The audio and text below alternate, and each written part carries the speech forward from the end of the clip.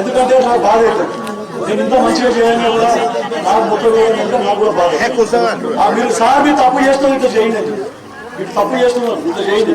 పద్ధతిగా పోయిన గవర్నమెంట్ మంచిగా చేసింది, మీరు తప్పు చేస్తున్నారు చెప్పు, నేను మార్చుకుంటాను. అదే నిరుద్యోగ సమస్య గురించి ఇండస్ట్రియల్ పార్క్ తీసుకురావడానికి తల్లాడుతున్నాం. 4 జాగాలో చూస్తే అంత ఫారెస్ట్ ల్యాండ్ వస్తున్నది. 150 ఎకరాలు కావాలంటే ఎన్నో జాగాలు 4 జాగాలో చూసినా, ఎక్కడ చూసినా ఫారెస్ట్ ల్యాండ్. అడుగు తహసీల్దార్ గారికి, ఏం సార్ ఇక్కడ చూసినా మధ్యలో ఫారెస్ట్ ల్యాండ్ వస్తున్నది. ఫారెస్ట్ ల్యాండ్ వచ్చి అంత పనులు అయిపోతున్నాయి. మళ్ళీ వేరే దగ్గర కొందాం, రైతుల దగ్గర తక్కువ ధర దొరుకుతాయని చెప్పి 150 ఎకరాల గురించి తీసుకొని శ్రీధర్ బాబు గారితో ఇండస్ట్రియల్ పార్క్ పెట్టాలి, పెట్టి నిరుద్యోగ సమస్య తీర్చాలి కొంతైనా కొంత అని నేను ప్రయత్నం చేస్తున్నాను.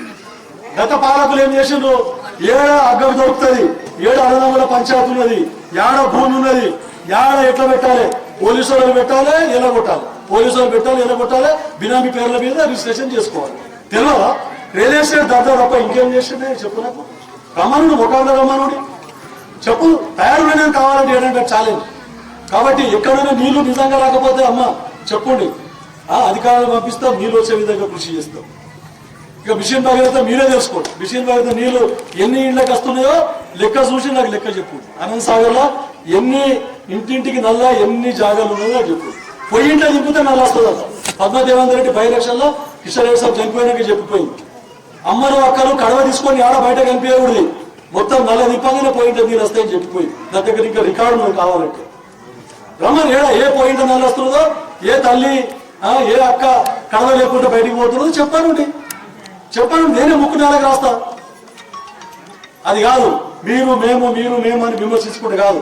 భూపాల్ రెడ్డి గారు నా మీద ఇప్పటికీ మాజీ శాసనసభ్యులు ఎన్నో విమర్శలు చేస్తున్నారు.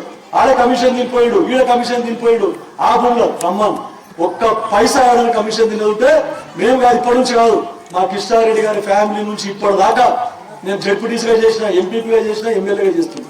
ఎక్కడైనా ఒక రూపాయి ఎక్కడైనా ఫ్రాడ్ చేసి ఎక్కడైనా కరప్ట్ అంటే ఈ రోజు నేను రాజీనామా చేస్తాను మీకు చెప్పండి.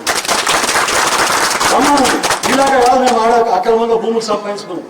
అట్లంటే ఇంకా చాలా సంపాదిస్తుంటుంది.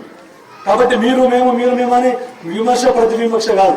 నేను ఆయన మీద ఒక్క విమర్శ కూడా చేస్తాను. ఇక్కడ నా మీద ఎన్నైనా విమర్శలు చేసుకోండి. నాకు అభివృద్ధి ముఖ్యం. నా దృష్టి అంతా అభివృద్ధి వైపు.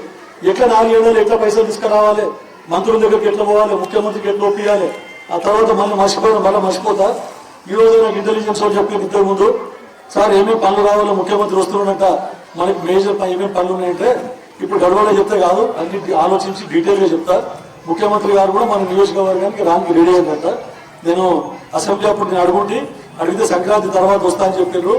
మరి ఆ రోజు పెద్ద ఎత్తున మీరు రావాల్సి ఉంటుంది. మన నియోజకవర్గానికి కావాల్సిన పనులు మొత్తం ఆ రోజు అడిగి డిమాండ్ చేసి శాంక్షన్ చేసుకుంటారు. భూపాల్ రెడ్డి గత శాసనసభ్యులాగా సీఎం చూస్తే భయపడు, మినిస్టర్ చూస్తే భయపడు కాదు, పోయి కొట్లాడి తెచ్చుకుంటుంది. నాకు దమ్ము ధైర్యం ఉండేదని చెప్పి